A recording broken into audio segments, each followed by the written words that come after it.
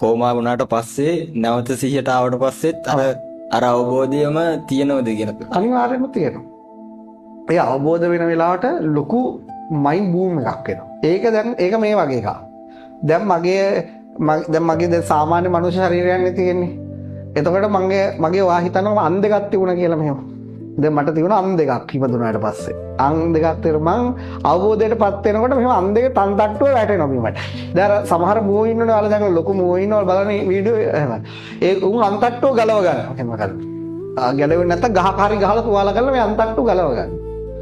දැන් අන් තට්ටුව ගැලවුණු මම ගිහලා කෝමා තත්ත්වයටපත් වෙනවා. මට අන් තට්ටුව එයිද? අයිත් මම මේකේ අන් තට්ටුව එන්න පරිසරයක් තියෙනවා. ඒකත් ගලන සුද්ධ කරලා කොන්ක්‍රීට් කරලා දානවා. දැන් අයිත් එයිද? කෝමා වුණා කියලා. මම කියන තේරෙන්නේ? අන්තට්ටුව ගැලවුණා කියන මතකේ. අන්තට්ටුව ගැලව මොකද? අන්තට්ටුවක් තිවිලා ගැලවුණා කියන මතකේ නැති වෙනවනේ. ඒ මතකේ වැඩක් නැහැ නේ. අන්තට්ටුව ගැලවෙන එක මතකේ තිබුණත් එකයි නැතත් එකයි ඒකයිත් වෙන්නේ නැහැ. තේරුණා?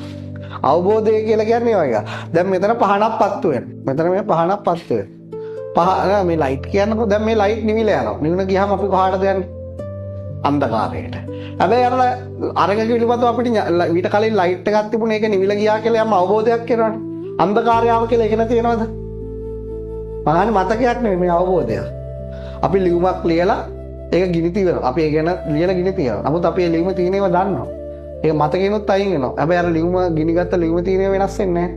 මගේ තේරෙනවද? ඒක අවබෝධය කියන්නේ ඒ වගේ. අවබෝධය කියන්නේ අපි මරුවොත් හරි වෙඩි ගතුනොත් හරි අපේ මතකේ නැතුණු නැති වෙන එක. ඒක අවබෝධය. අවබෝධය ඒ වගේ එකක්. ඔයා යහන්නේ මතකය ගැන ප්‍රශ්නේ. මතකේ නැති වෙන්න පුළුවන්. මොකද්ද?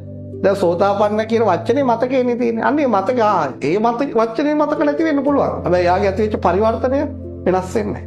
තේරුණාද?